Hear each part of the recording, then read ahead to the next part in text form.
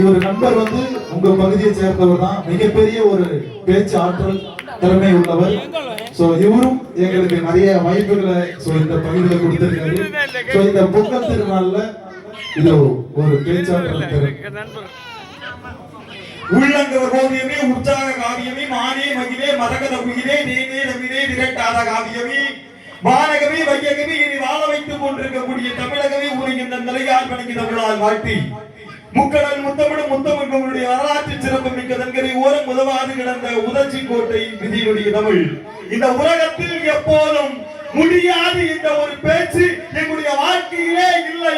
முடியும் என்ற அகரால் தான் எங்களுடைய உயிர் மூச்சு என்பதை தன்னம்பிக்கையாக கொண்ட பிரபல திரைப்பட நடிகர் என்னை மட்டுமல்ல, என்னை போன்ற பலாயிரக்கணக்கான இளைஞர்களுடைய இதய துடிப்பில் மூச்சாக விளங்கிக் கொண்டிருக்கக்கூடிய அன்பு அண்ணன் ராகவா லாரன்ஸ் மாஸ்டருடைய மாற்றுத்திறனாளி மாணவர்கள் இங்கே கொண்டு கூடியிருக்கின்றார்கள்.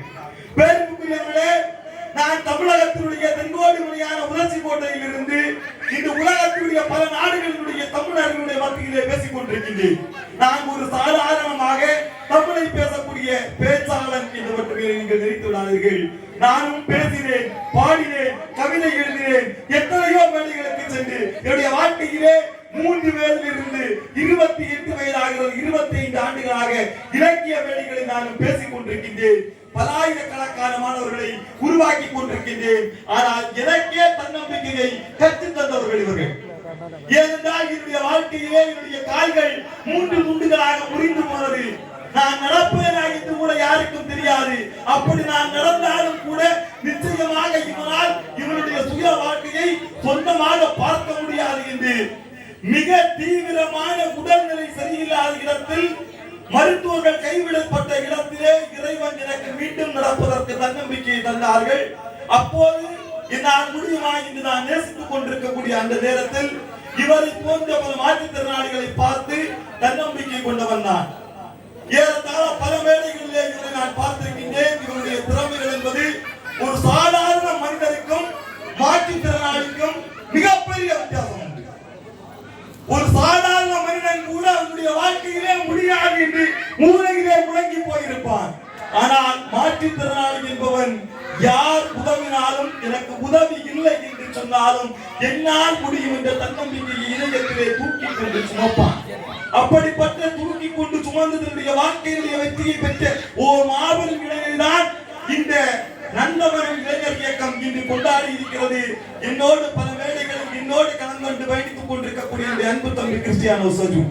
அதுபோல நீங்களும் உங்களுடைய வாழ்க்கையிலே யாராக இருந்தாலும் எதுவாக இருந்தாலும் பேசத்திருந்தால் பேசுங்கள், பாடத்திருந்தால் பாடுங்கள், ஆடத்திருந்தால் ஆடுங்கள். உங்களுடைய திறமைகள் எதுவோ கண்டுபிடியுங்கள், உழையுங்கள். அப்படி உழைத்தால் நிச்சயமாக நீங்களும் உங்களுடைய வாழ்க்கையிலே நீங்கள் வெல்லலாம். இவர்கள் வாழ்க்கையிலே போற்றி போவதவர்கள் அல்ல, துவண்டு போனவர்கள் அல்ல.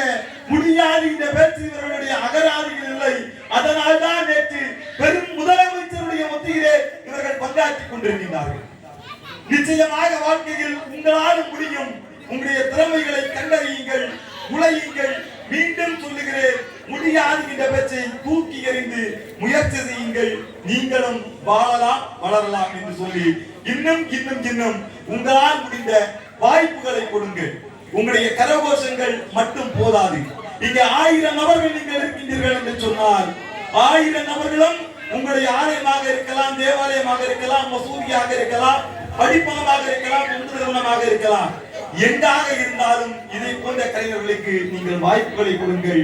நீங்கள் கொடுக்கக்கூடிய வாய்ப்புகளும் மேடைகளும் தான் அவருடைய வாழ்வாதாரம். அவருடைய கதைகளுக்கு நீங்கள் கொடுக்கக்கூடிய மணிமகுடம் என்பதை மீண்டும் உங்களுக்கு சொல்லி பேச நினைத்ததோ பெருக்கம் பேசுகிறதோ சுருக்கம் காலத்தின் நடுமை கருதி இன்னும் உங்களோடு பேசினால் உங்களுக்கும் இரக்கம் ஏற்படுவது பழக்கம் என்று சொல்லி இந்துவே இந்துவா, கிறிஸ்தவரே கிளம்பி வா, முஸ்லீமே முழங்கி வா என்று சொல்ல நான் வரவில்லை.